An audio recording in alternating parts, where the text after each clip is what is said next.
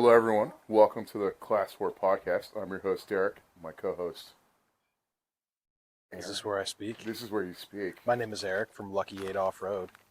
And we're going to talk about our Land Rover experiences, Lucky 8, how we came to get to know each other, and some of the events we've been to, and then really your innovations in designing off-roading accessories and custom parts around. We just sat down and went through 14 different series of vehicles in the Land Rover line. Yes. Yeah. Yep. Not just like we designed it for a 110 and it covers 90s. 14 different series of vehicles. Correct. So Eric, tell me about Lucky 8. Tell me how it all started. Lucky8 Offroad came into business around the year 2006. It was started by Justin. Yep. He started it out of necessity because they needed parts. Yeah. There was nobody in the country that was really providing off-road parts. There was a couple other vendors that had certain things, but they didn't quite have the level of things that we wanted, and there was a lot of things they had to import. So he had a really good eye for the things that he was looking at and what he wanted, and I believe his first truck was a 5-speed Disco 1. And that's kind of what he started with. Yeah, it was a big green monster. It's a rare truck back then. Had some big beefy tires on it with the 5-speed, and just started importing things for it slowly, and then slowly started building custom things for it because you know, as guys in this industry and doing this stuff know that sometimes there's something that you want that just doesn't exist, so you do have to make it. Yeah, which is especially with the vehicles that were like Land Rovers is on a different continent. Mm-hmm. And you were dealing with the newer Land Rovers that weren't getting used heavily on that continent. Right. You know? Because really, like, you have the innovations of Camel Trophy, the Disco 1s, but beyond that, when Trophy died off, maybe late 80s, early 90s. Early 80s, early 90s, but, like, a little bit with the other stuff they did, but... They brought back, like, they tried pushing with Trek, which is the other competition, which we're gonna, the G4 competition. But, like, those accessories weren't really great. They were not. No, they were just basically dealership bolt-on stuff. Yeah. And then like you guys have gone on to design some amazing stuff on so many different vehicles now. So when did you get on it with Lucky 8 and start joining with them? So I met Justin it was 2006, 2007, right as he had conceived the company or conceived the company. I think conceived is the proper word. Can we edit that? When Justin We're live. When Justin had a company baby. And I was on a forum looking for some parts on DiscoWeb back in the day. And I posted up that I needed a part, and he responded that he had something and he had a local area code, and just kind of hit it off and started traveling to events with him. And that was like 2008, went to our first event together, and then 2013 went on full time, and we've been building it ever since. We started in the basement, and that's awesome. We got a warehouse, bunch of employees, and where are you guys? Still growing. We are based in Clarence Center, New York. Yep. Just outside of Buffalo, about 15, 20 minutes. Yep. And you do everything. Like, tell us, like, what variety of vehicles are you stocking for? Like, because you stock, like, I call you mostly for Defender and 322 stuff, but you've got really everything. There is probably not a vehicle in Land Rover's catalog that I don't have at least one part for on the shelf. Yeah. We've got series stuff. We have all the Discos from Disco 1 to Disco 5. Yep. All the Range Rovers from Classic up to the new L464. Yep. Defender's old, Defender's new, even Freelander stuff in LR2 and Evoque, actually. Oh, yeah. Velar. We've got stuff for Velar. Did you do stuff? Did you make anything custom for the Evoque? We did not. No. I really want to wheel an Evoque convertible. I just think... You and Justin can Thelma and Louise one of those, because that's his dream car also. Is it? It is, yeah. I knew he was. We have lowering springs, I believe, for it. No, like we need springs to go the other way. Yeah, especially if you two are getting in it. Eric is referring to how fat I am. I don't think Justin's as... No, he's not as fat as me. He's fat now. Oh, he's... He called me fat yesterday in an Instagram video, so I'm calling him fat. He's the one down at Mar eating lesser food than our Worthy. Mm-hmm.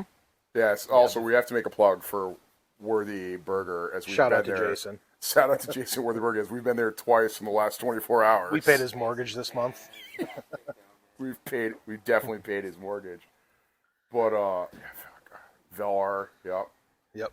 But, like, you've brought what did you bring to the pilgrimage today?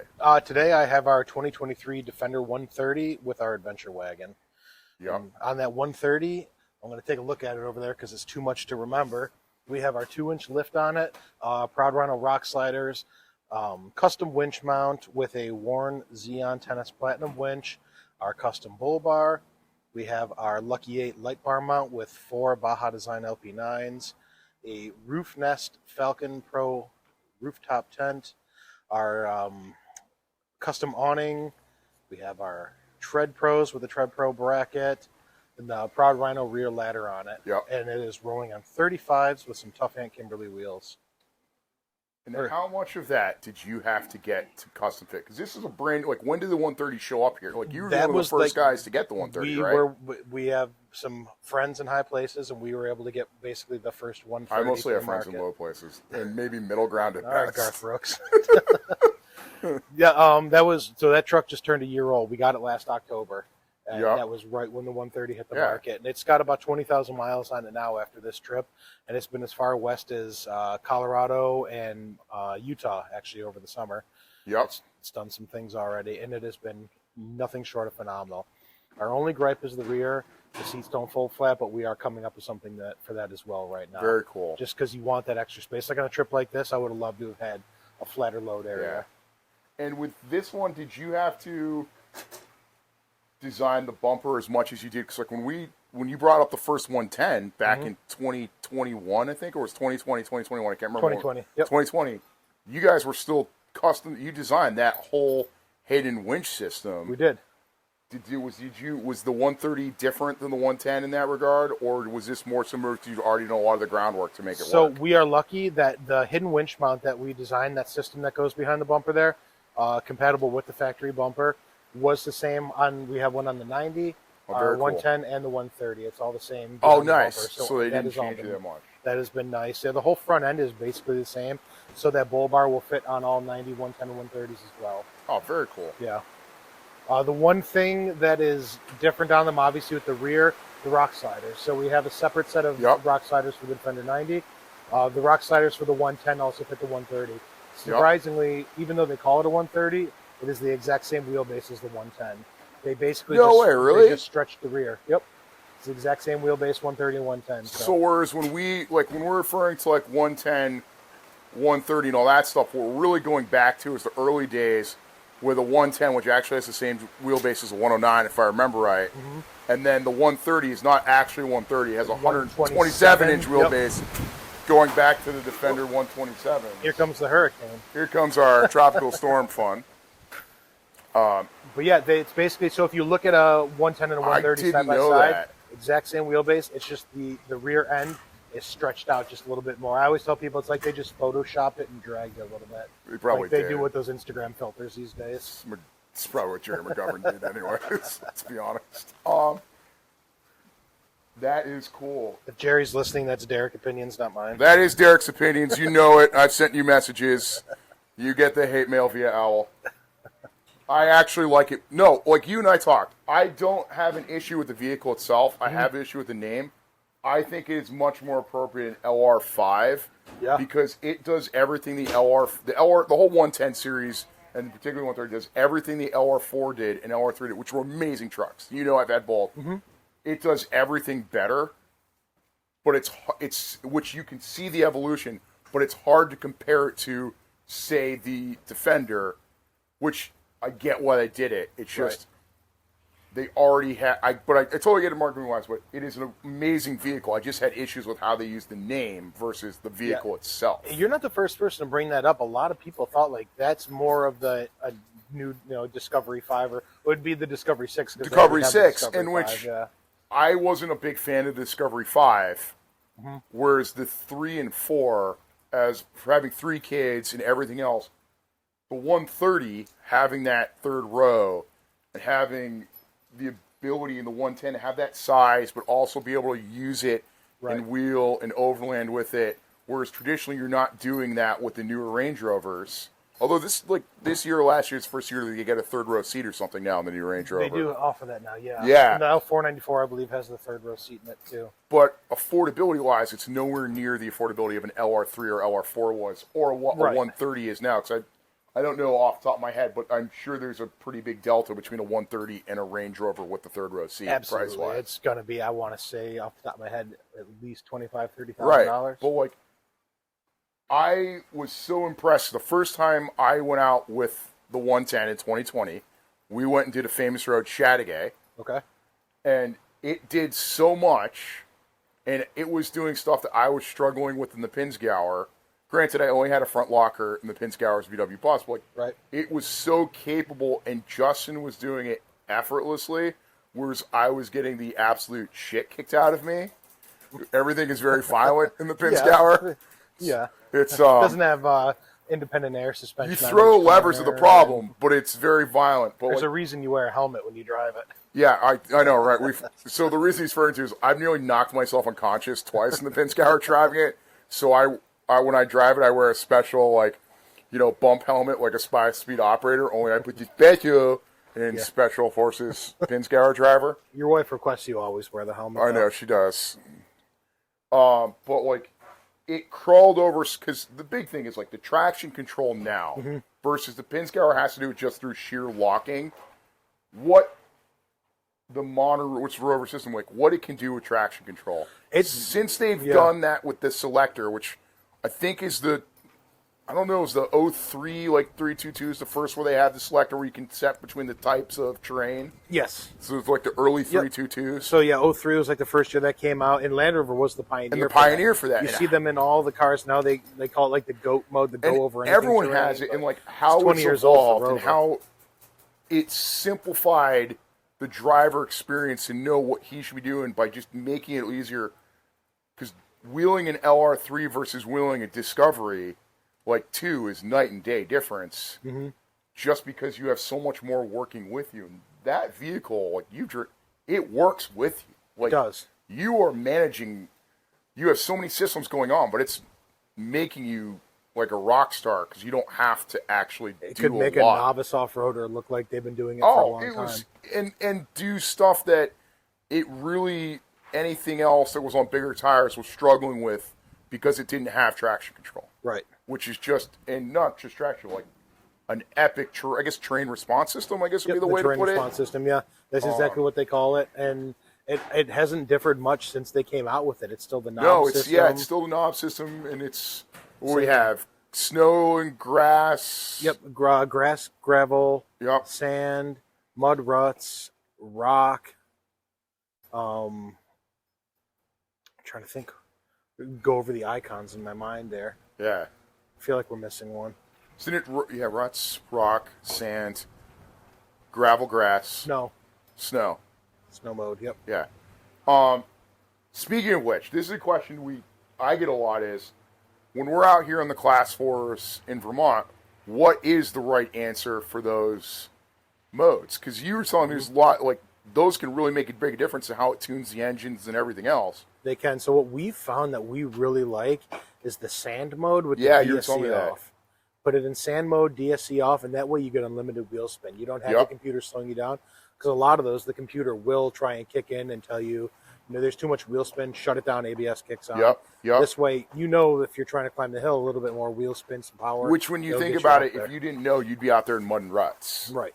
Exactly. I see a rock, I better put it in rock mode. Yeah. That's not always the case. Because I remember how much it changed when I was using the LR3, because I was really struggling with the system, and you guys told me to put it, I think it was, once when the LR3 told me you started using sand mode, it was just night and day. It was like, oh shit, this is the actual, it was already a capable vehicle, like this is the cheat code to make it that much more efficient. Sand mode and DSC off. Yep. As my son's throwing Defenders at you, which... To give Harry a shout out here, we have some paper model Defenders, and because he's grown up in a Land Rover family of old series Land Rovers, he's made 2 of them, and one of them is strapping another one home that is broken down in typical fashion. But I am going to send you a task. Harry, can you go grab me that Red Bull in there, buddy? In the registration tank, because Daddy needs his Red Bull. If you guys know, I'm generally fueled by Red Bull cigars and questionable decisions. Eric's I also have my drinking Red 20 Bull. ounce here that's empty. Yep. It's that time of day.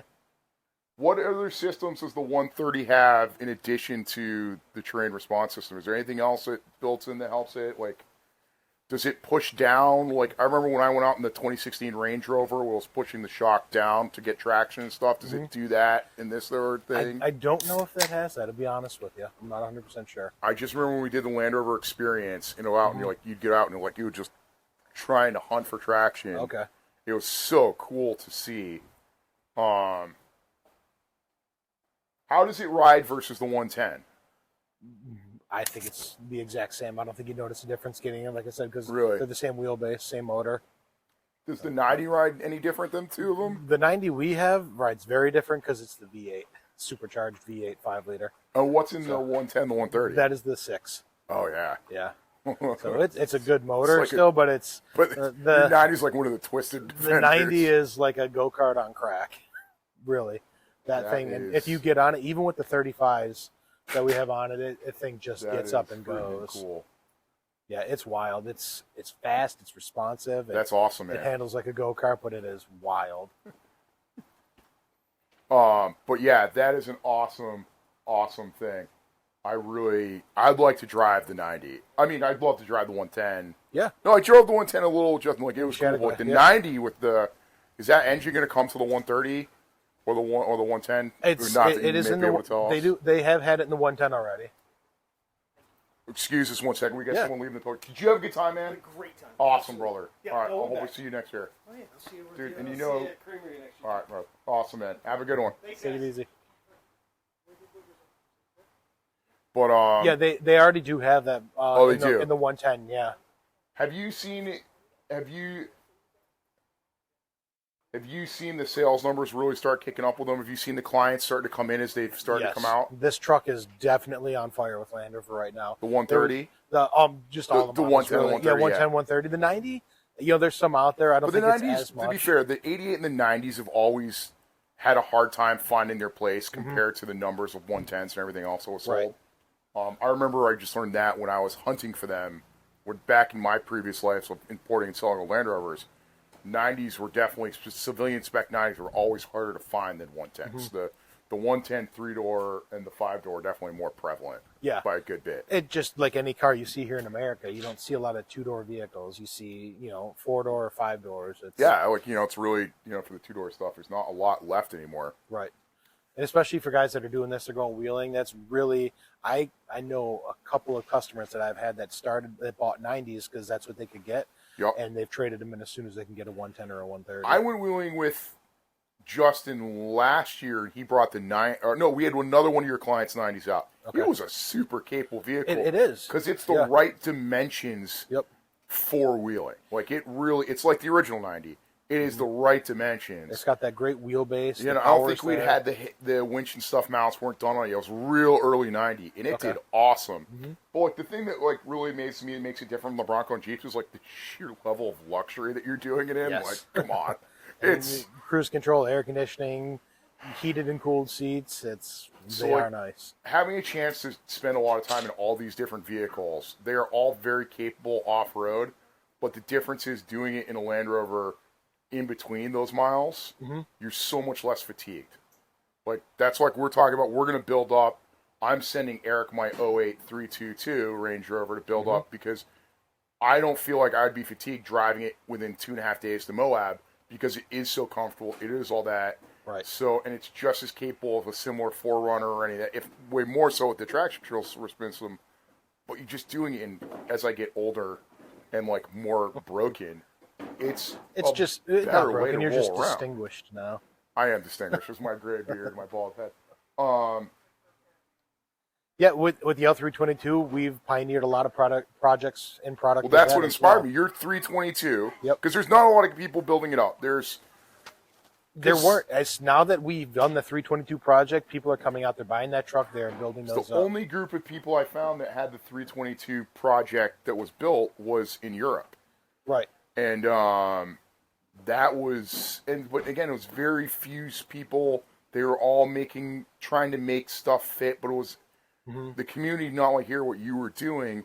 Really, your your truck, when did the 322 project come out? I did 5 years ago, 6 years ago. It was right before COVID, so we actually built that up in the end of 2019, early 2020, and then we took that to winter around 2020 there, and then after that the world shut down, so we didn't get to do much with it. But yeah, like it's what you've done with it. For me, and also it's an affordable truck to buy right now. It is. They have definitely come down in price, and you can find a really decent, clean one if you can get that sweet spot like we were talking, the 07, 09s. And a couple things that we like about it. 27 gallon something tanks, like 27.5 or whatever. It's a lot of gas tank to play with. Yep. Good miles per gallon. Great miles per gallon, absolutely. Some aspects to get certain things easier to work on than the LR3. Yeah, if you need to replace an air compressor, it's in the trunk instead of underneath the vehicle, getting all junked up. And like a really good, the 4.4 engine or the Jaguar 4.2, which I have experience with the Jaguar 4.2 from the Jaguar world. That was always an amazing engine. The 4.4, who makes the 4.4 engine? It's Jag also. It's Jag also. Yep. Just like that drivetrain and transmission. Like you've seen, like what's the high mile one that you have on the 4.4? My wife. Well, so I've got my 06 LR3 has 270, and then my wife has an 07 L322. She daily drives. It's just over 200. I know. It's a really good system. Whereas the LR4, great, a lot more power, but like the 5.0 definitely has its issues. Yeah. With the timing chain gauge and all that. Like the early Discoveries, they had their head gasket issues. Like. It seems like every motor or slipping sleeves. Exactly. On the 4.6s. The 4.6s. Yep.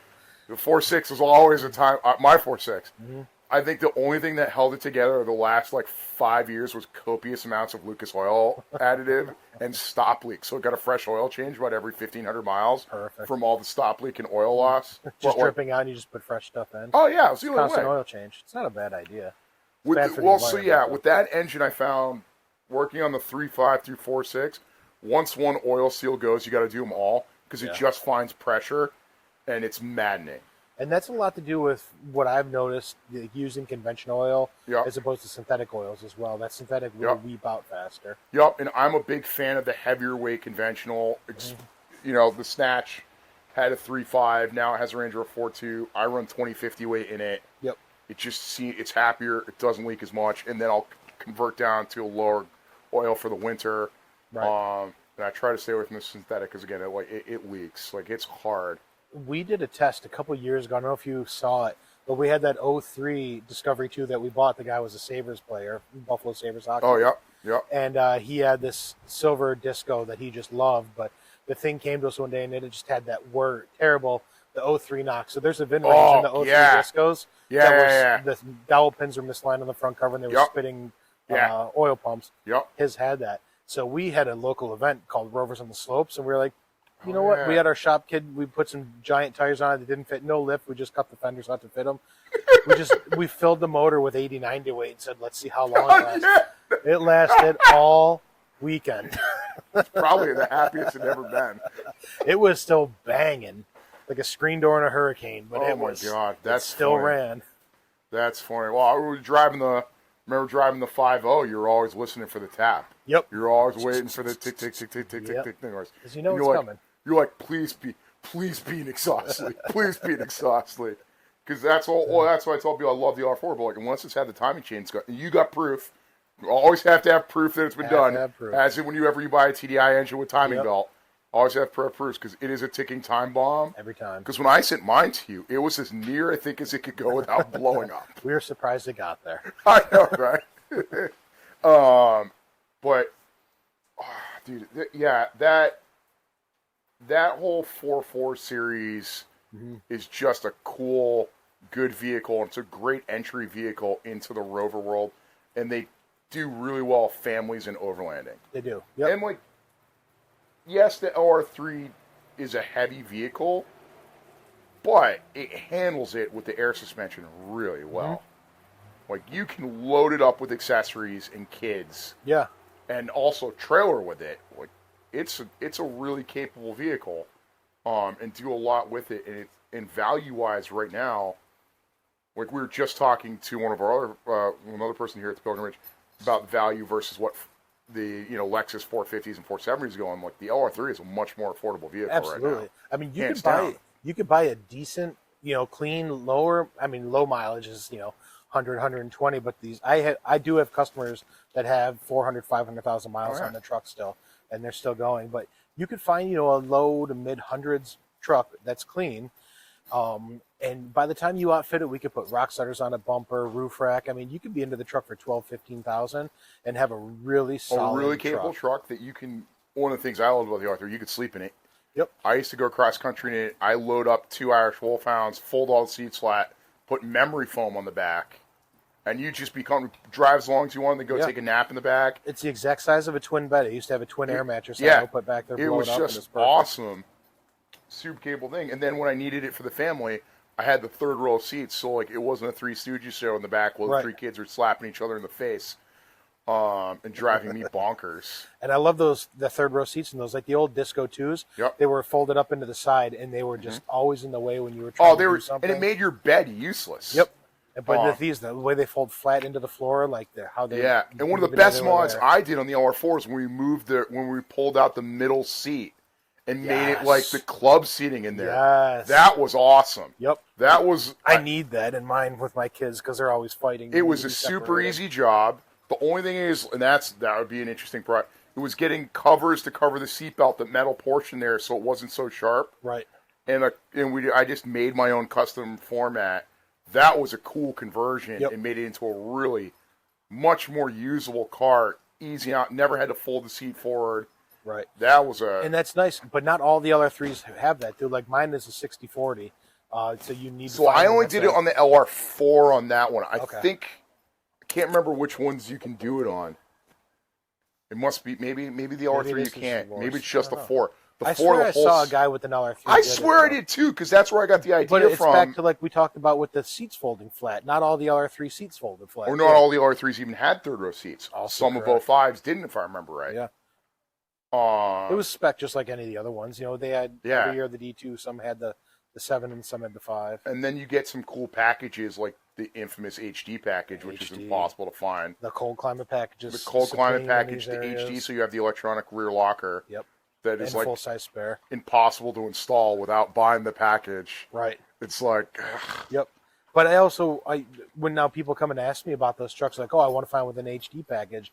At this point, you don't, because ARB makes an air locker for those now. So if you have an electronic locking diff, you can't run the ARB. So this way, now you can have a selectable air locker, and it's actually a much better option than the factory e-locker. Yep. And that makes them... And that frees up... Plus, also, like, a lot of the HD ones were beat. They were sought after, and guys used them hard. If they were built up, they were some of the harder stuff. I wish I've got to look at doing the air locker when we do the 322, just so I have the rear, so I got a little comfort zone. So I don't know. I have not done an air locker on a 322 we haven't done yet. Well, maybe then there's going to be a new project there. Yeah. Because we'll figure something. I mean, you got it. I guess it gets me into more trouble because.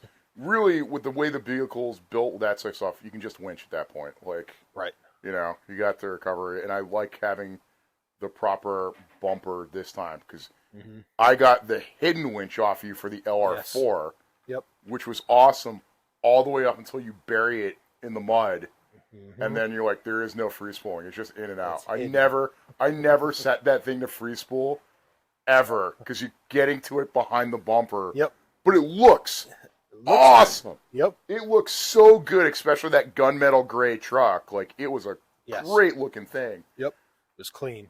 But you were always worried about, man, I should have gone with a bumper because I was worried about hitting trees. Well, that's the thing. Yeah, with the bumper, you get the winch and you also get the capability and the protection of the front there. It's just peace of mind. Because 2022, the week before Romp, I was practicing in my yard driving in the woods, and I slid into the tree, screwed up the left front headlight and all of that, and I was like, man, if I just bought the bumper, which was like $400 more at the time versus the hidden winch mount, which is actually, if I remember, it's a quicker install than the hidden winch mount. Because you got to put the bumper back on with and that. You have to shave it like 42 times, the foam, to figure out the exact fit. Exactly.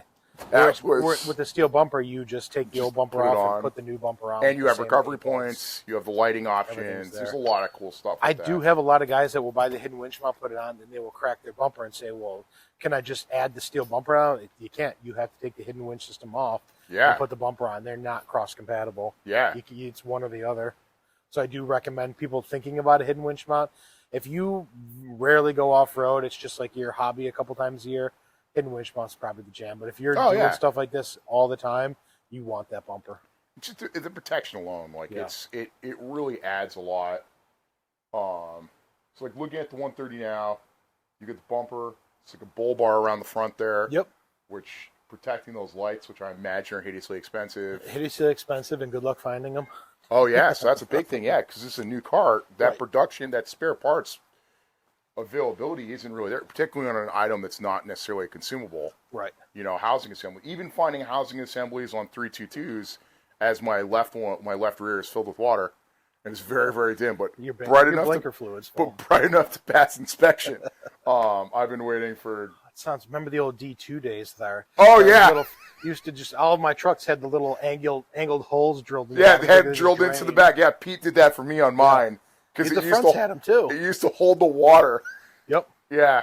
Oh God, they're good old Rover. It's a good old Rover. Boy, it's so crazy to look like. So we're sitting here at the Pilgrimage, and we can look over, and Kate, my wife, has her 83 110, and to see how far it's come to the 130, which said like really a stretched 110. Right.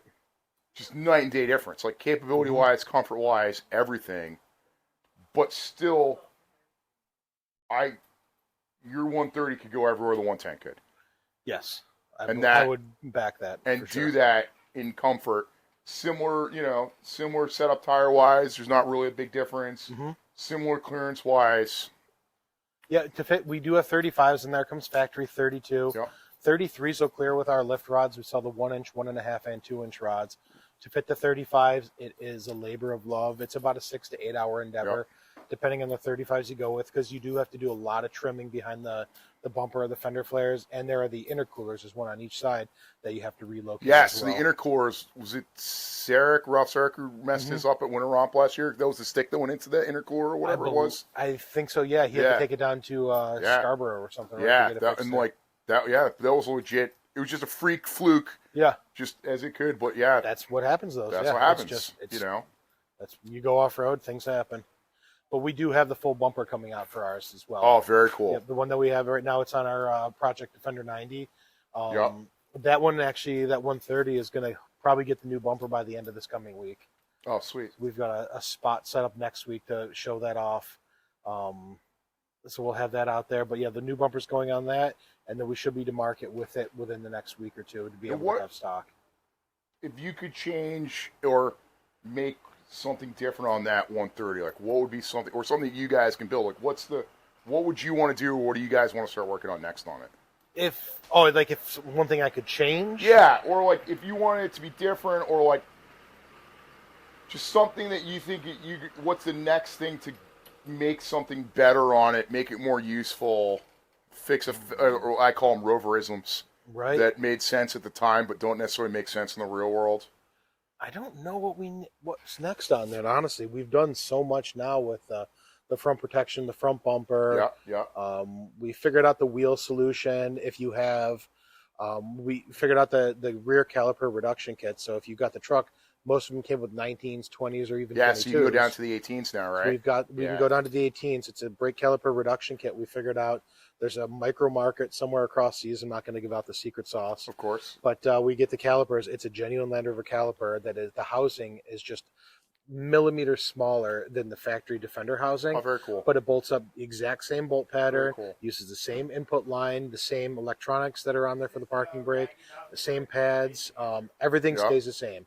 So you can take out your pads, put them back on, it fits over the rotor, but you have to have the 350 millimeter rotor for it to be compatible. So you give me your VIN number, I can tell you if it'll work or not, and if it does, then you can put the 18s on and get that much more meat on the truck. And that uses their standard Prawn Rhino lift rods, right? Correct. Yep. Yeah, that one has the 2-inch rods on it.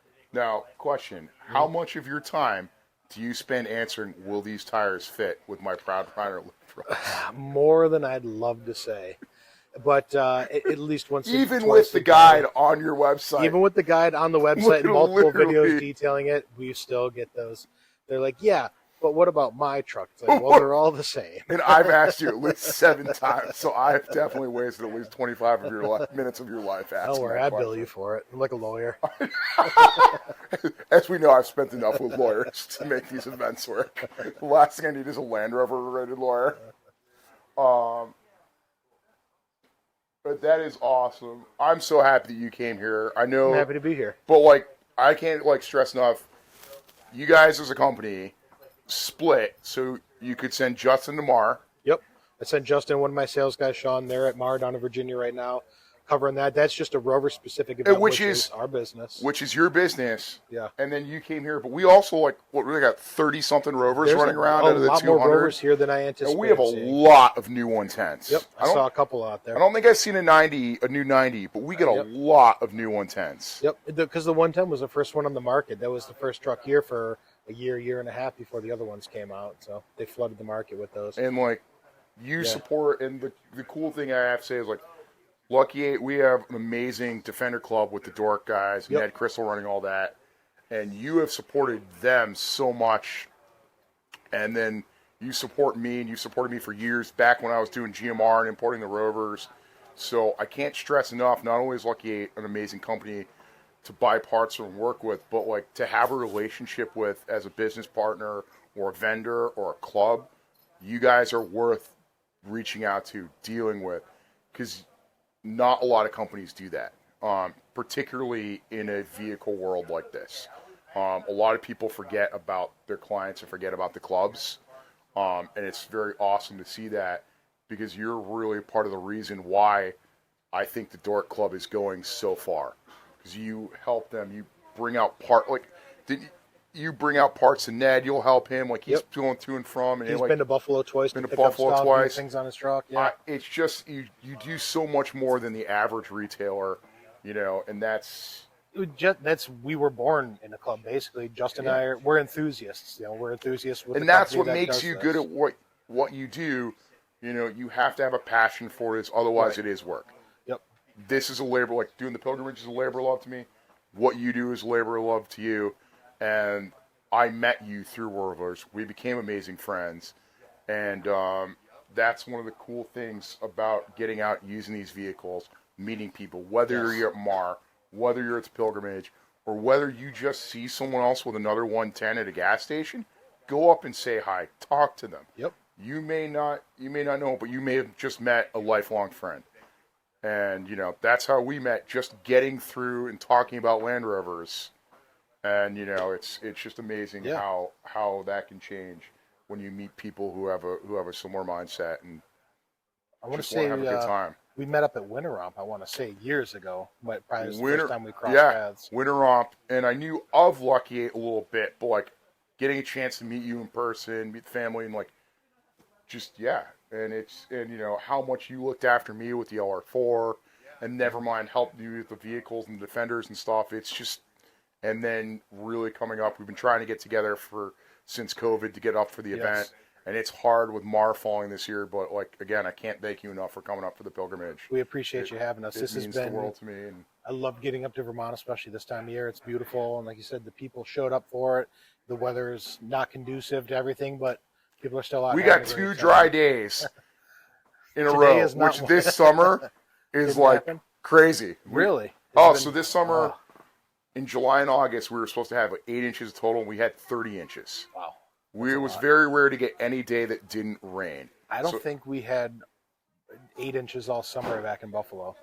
That sucks. It's been a dry year. I wish that. We're getting our snow though. We make up for it in snow after that.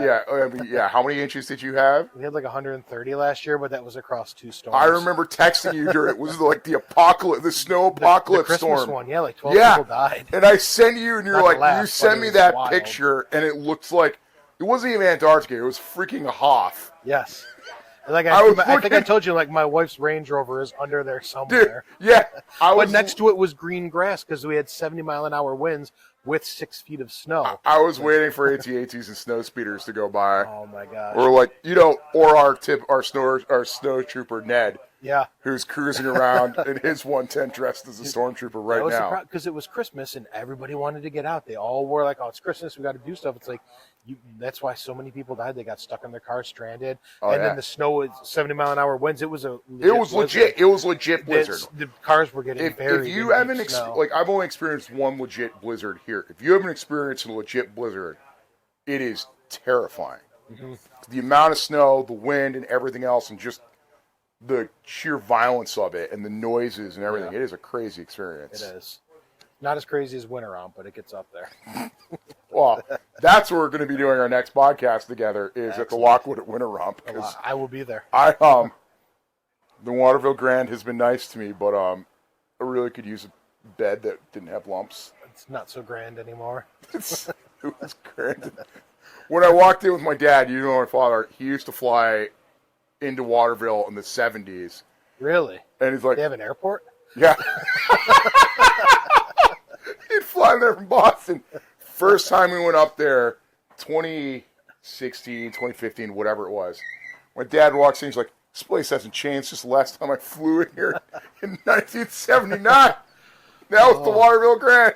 I feel like in the last 5 years, though, it's changed so much. It's wild. Like we were talking, it is bougie now. The Lockwood, as you were saying, the Lockwood gives a New York hotel a run for its money. It is a swanky, great hotel.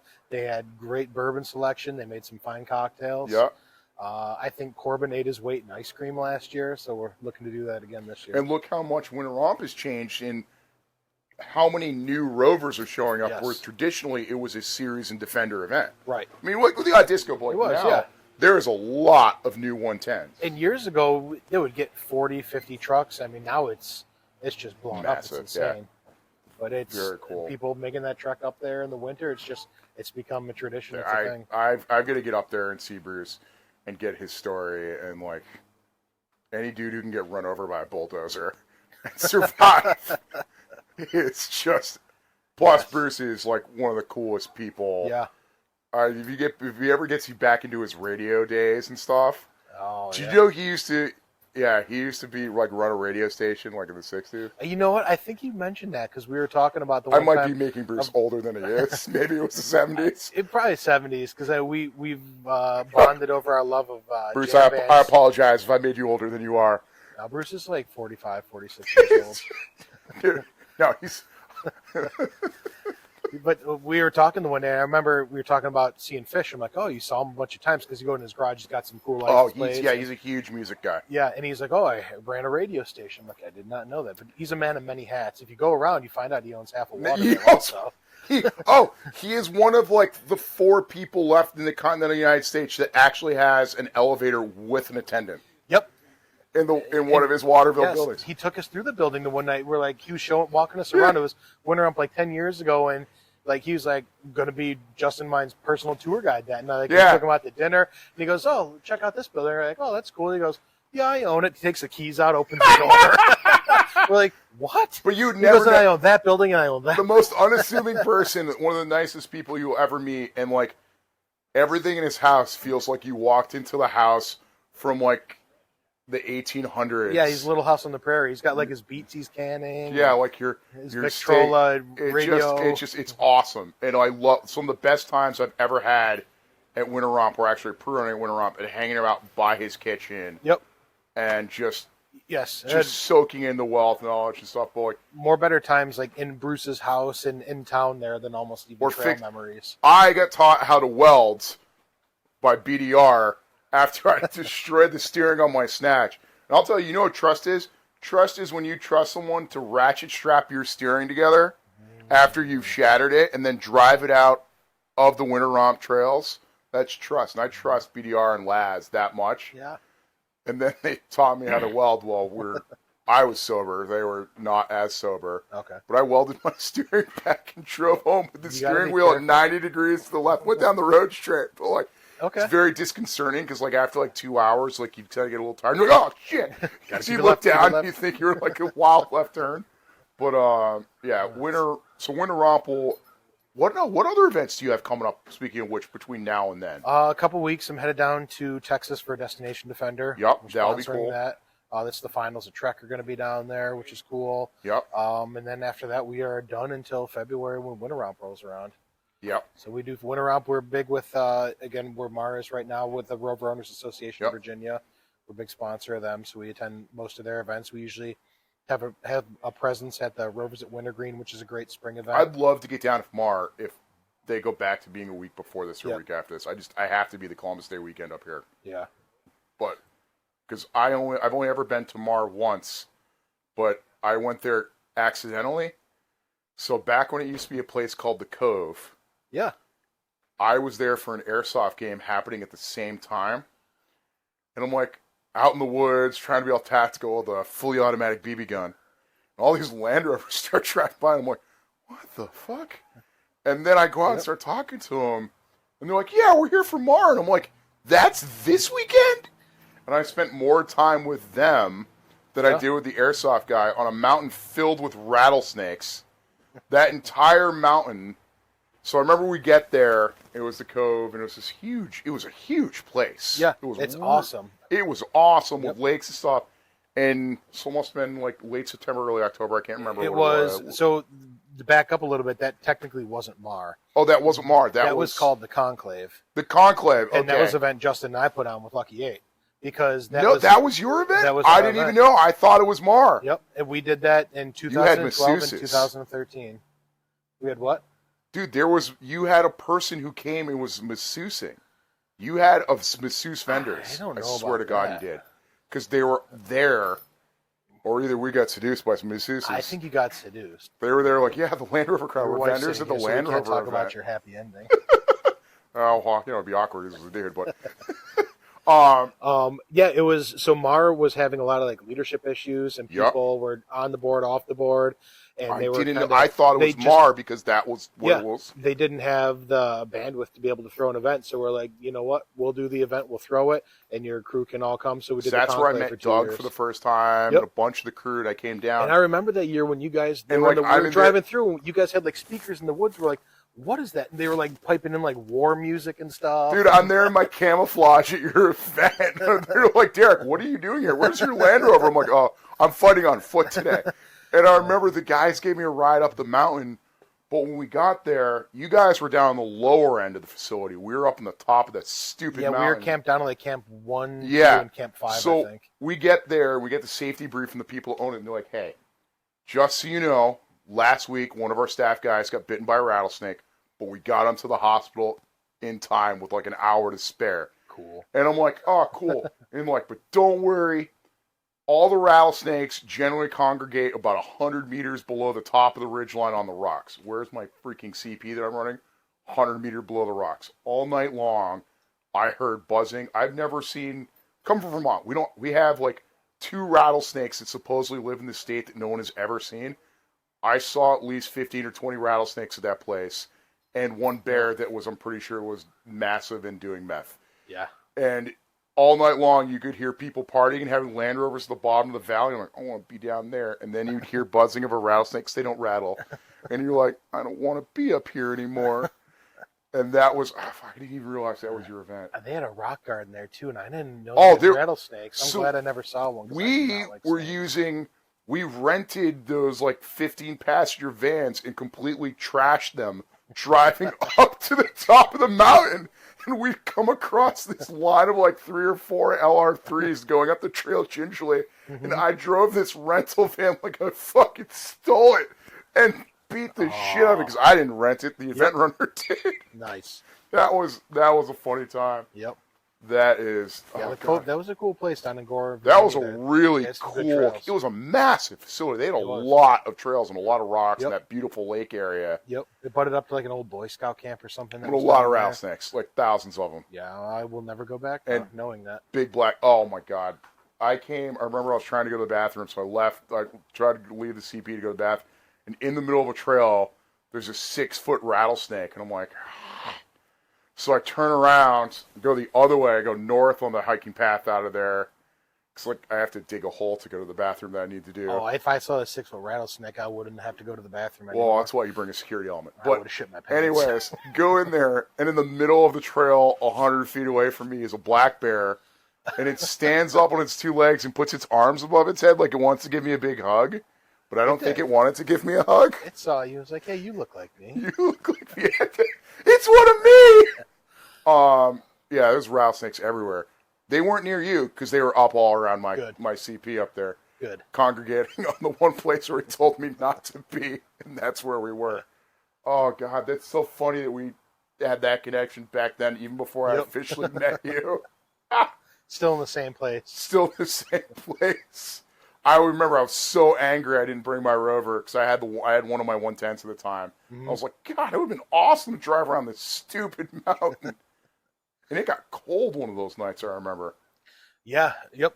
Because we were up super high the elevation down there, yeah. I did like that place, though, because they had showers, so that was nice. Oh, you had showers? Yeah. Yeah, it's must have been nice. By Camp 2, they had them up on the side of the lake there, yeah. Oh, my God, that's freaking funny.